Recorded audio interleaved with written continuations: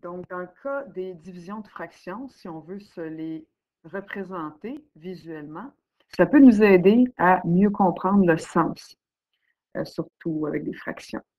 Donc, ce qu'on se demande quand on dit 2/3 qui divise 1/6, dans le fond, ce qu'on se demande, c'est 1/6 entre combien de fois dans 2/3? Okay. Combien de fois? Alors, on voit qu'1/6 est plus petit que 2/3.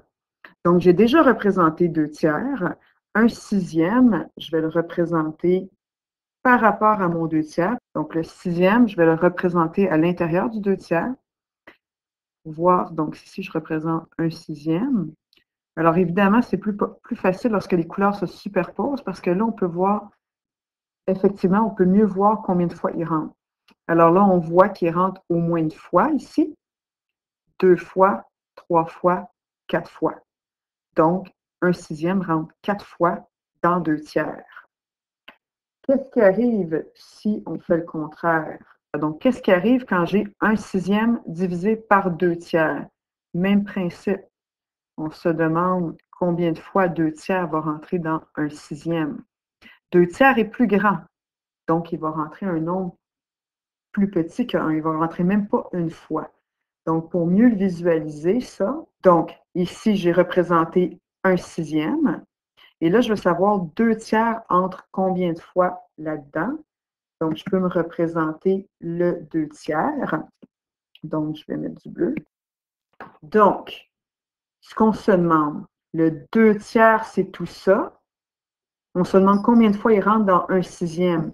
Donc, dans le fond, par quoi je dois multiplier mon 2/3, donc toute cette partie-là? Je n'ai pas besoin de m'occuper de ça, ça n'a aucun lien parce qu'on veut le rapport entre ça et ça. Donc, on peut se demander, ben, ça occupe quelle fraction? Le rouge, le 1/6 occupe quelle fraction de mon mauve?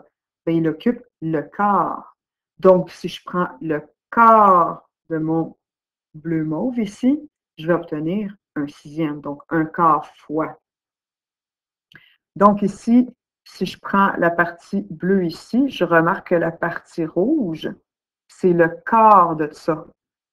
Donc, le quart de, qui est le même principe que fois, le 1/4 fois mon 2/3. Ben, si je prends le quart de ça, j'obtiens mon 1/6. Donc, si on représente un autre exemple, on a 6/5 dont on se demande il rentre combien de fois dans 3/2. Donc, j'ai déjà représenté le 6/5. Alors, il me reste à représenter le 3/2. Donc, j'ai divisé mes pizzas ici en 5 parties. Et donc, je fais apparaître, donc une première demi apparaît. Ensuite, une deuxième demi apparaît. Une troisième demi apparaît. Donc, j'ai mis 6/5 partout ici. Puis là, on sait que ça rentre au moins une fois, mais il y a une partie de plus qui se rajoute. On a cette partie-là ici qui se rajoute. Et ça, on se demande, c'est quelle fraction de notre 6/5. Donc, on a des parties ici. On n'a pas besoin du reste de la pizza ici. On a juste besoin du bleu et du beige à peu près. Donc, on a 6 parties comme ça. Puis, on se demande cette partie-là occupe quelle fraction du bleu. Donc, on voit qu'on a comme une demi ici. Ce serait utile à ce moment-là de se dire, je vais séparer. Donc, si je sépare tout en deux comme ça ici, ça va être plus facile de voir c'est combien de parties, quelle fraction. Alors, chacun de mes 5 morceaux ici est séparé en deux. Donc, j'ai 10 morceaux, j'ai 11, j'ai 12 morceaux. Donc, j'ai 12 morceaux en tout. Puis ça occupe quelle partie? 3 sur 12 morceaux. Donc, mon 6/5 rentre une fois et 3/12. Parce que si j'ai 3 morceaux qui équivalent à 3 sur tout ça ici, qui est mon 12. Donc, 1 et 3 douzièmes ou 1 et 1 quart. Si on regarde maintenant, si on faisait le contraire, donc j'ai 6 cinquièmes ici, puis je veux savoir, 3 demi rentre combien de fois dans 6 cinquièmes?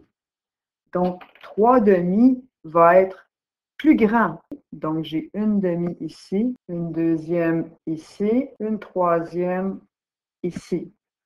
Donc, ce que je me demande, c'est 3 demi rentre combien de fois dans 6 cinquièmes? Donc, il faut que je regarde c'est quoi la fraction du rouge sur le bleu. De la même façon, ça va être plus facile si je sépare tout en deux. Alors, si je regarde, j'ai ici 10 morceaux. J'ai ici 5 autres morceaux, donc j'ai 15 morceaux. Et j'en ai 12 sur 15. Donc, dans le fond, si je prends 12 quinzièmes de 3 demi, je devrais obtenir 6 cinquièmes. Et 12 quinzièmes, je peux le réduire.